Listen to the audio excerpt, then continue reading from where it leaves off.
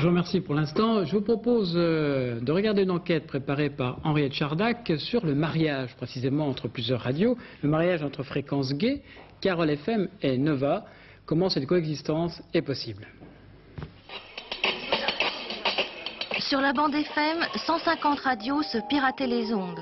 En septembre, après les mariages forcés ou les mariages d'amour de l'été, 17 stations enfin audibles, 7 grosses fréquences, 9 moyennes et une de quartier.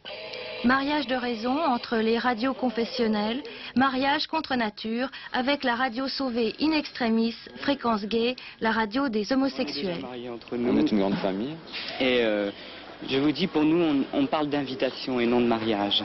Et comme une invitation à un bal, on s'y rend ou on ne s'y rend pas. Vous êtes donc sur la radio des homosexuels et des lesbiennes de Paris et de toute l'île de France. Vous deviez vous marier avec Carole FM, alors ce mariage n'a pas eu lieu, pourquoi? Il n'a pas eu lieu d'abord de la part de... Bon, c'est un peu dur pour Carole FM, parce qu'il est évident qu'on n'a rien à faire ensemble. Ils s'en sont très vite rendus compte. Même avant toute négociation possible, ils ont décidé en conseil d'administration au sein de leur radio que c'était même pas la peine de rentrer en contact avec nous. On était vraiment, nous, une communauté bien spécifique.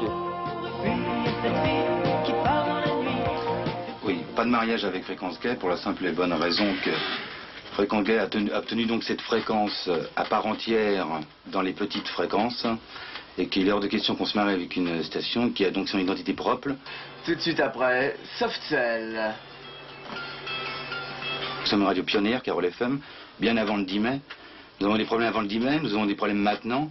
Je crois qu'il est indispensable pour qu'une station vive et pour que ces 45 personnes travaillent dans des façons efficaces et dans des façons confortables, d'avoir des moyens. Et ces moyens, on les veut tout de suite, c'est-à-dire donc une fréquence tout de suite. J'ai l'impression qu'en fait que le travail de la commission Holo a été tout simplement de faire un travail d'agence matrimoniale.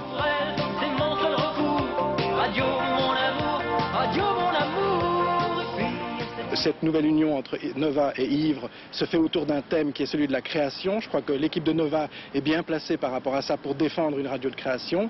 Maintenant, pour ce qui est des programmes à venir, il y aura une première phase qui sera une phase d'apprentissage d'une équipe par rapport à l'autre. Et puis se dessinera une nouvelle politique de programme dont Nova aura la charge. Il faut distinguer entre les mariages qui ont été faits de gaieté de cœur ou dans des stratégies bien pensées comme c'est notre cas, aux mariages qui ont été imposés soit par la commission, soit par des stratégies de dernière minute. Et étant donné que nous allons être une des 7 grosses fréquences de la région parisienne, d'abord nous allons en finir avec notre système d'écoute confidentielle né du fait qu'il y avait beaucoup trop d'émetteurs autour de nous, de parasitage des radios les unes sur les autres, et qu'on va enfin pouvoir, de la manière la plus légale, s'organiser de manière à toucher le plus large auditoire possible.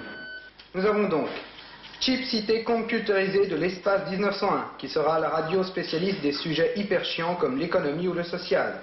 Univers solaire d'Afrique Pili Pili, destiné aux immigrés et aux Pili Pili. Paris-Montparnasse fréquence sport, musique et lecture. Une radio de service qui proposera notamment du sport, de la musique et de la lecture. Tous les cas de figure se présentent. Polygamie même. Ça, je vous signale que c'est formellement interdit par la loi, mais là, il y a une petite dérogation. C'est le cas de Canaille FM qui se retrouve avec tout un sérail sur les bras.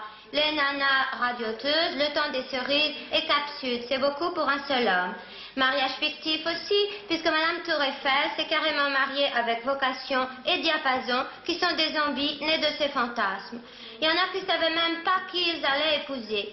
C'est par exemple le cas de Miss Carole FM. Elle rentrait tranquillement se coucher et elle a trouvé un mec sur son paillasson, Monsieur Métropolis, qui lui a dit froidos: Carole, je suis ton mari, maintenant tu me dois obéissance.